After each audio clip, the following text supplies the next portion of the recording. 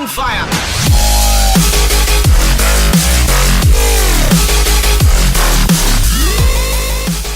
Some people have responded to my sculpture in these videos negatively, and I thought I'd take a moment to try to explain what it is I'm doing. I started off as a sculptor while I was still in high school, working for our local history museum, and I did realistic art. I did wax portraits, like wax museum portraits of guys like Galileo and Mark Twain. They were highly finished, and that was the kind of sculpture I liked. It was the kind of art I liked. Over time, I found myself more and more interested in leaving the surfaces of my sculpture somewhat what we would call unfinished, leaving tool marks and other kinds of irregularities. If you look at somebody through a rainstorm or a snowstorm, you can sort of make out the figure. In a photograph, you wouldn't object to that as like a bad photograph or unfinished, because you understand there's an atmosphere between you and the thing you're looking at. With sculpture, it's in its own little world. If you have a sculpture, if you've seen a sculpture, say a miniature of a dancer or a Hummel, you know that that's not supposed to be a little person sitting on the desk. That's supposed to be a full-grown person in action doing something in a world.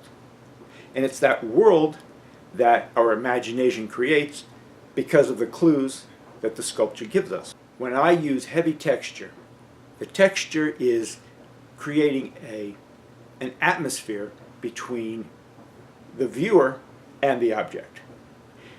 Instead of making the sculpture really crystal clear, like you would see it in a brightly lit room on a clear day, you're seeing it through something that's obscuring your vision. For example, this is my sculpture of King Lear. The story is that he has been thrown out of his castle, he's in the wilderness, it's storming out, and so I made the surface of the sculpture look as though he is the storm. And that's the whole point of the play. Whether it's not specifically snow or sleet or rain or fog, but it serves the same effect. It's an atmosphere being generated by the sculpture, saying this sculpture is somewhere in a world, making it difficult to see.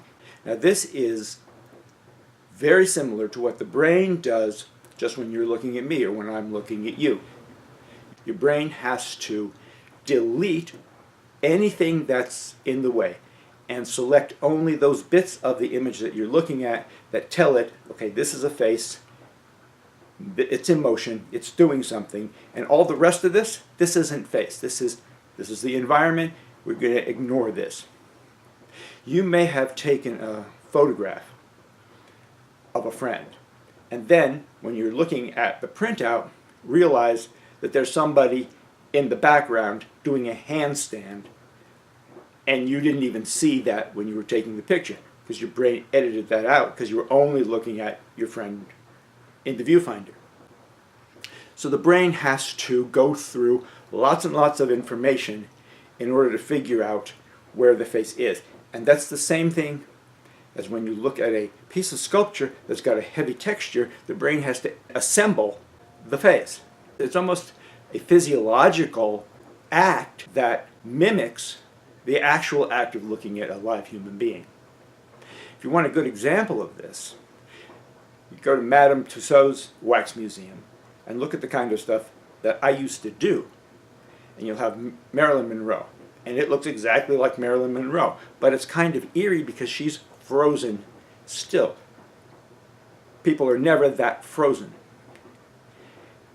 This is why a sculpture that's got some texture, that's not quite finished, can actually look a little more alive, or at least a little more in motion or interesting, because all the variegated surfaces, all the irregularities create the possibility that the face is like this or the face is slightly different. And again, the brain has got to filter through all of these possibilities. If somebody is in a dark room and approaching you, coming into the light. They don't come into the light all at once. You see little bits and pieces of them. Well, a sculpture that's got a heavy texture is coming to you in that same way, as though it's emerging from darkness. Now again, that's not literal. It's not, the sculpture is not supposed to be sculpture coming out of darkness.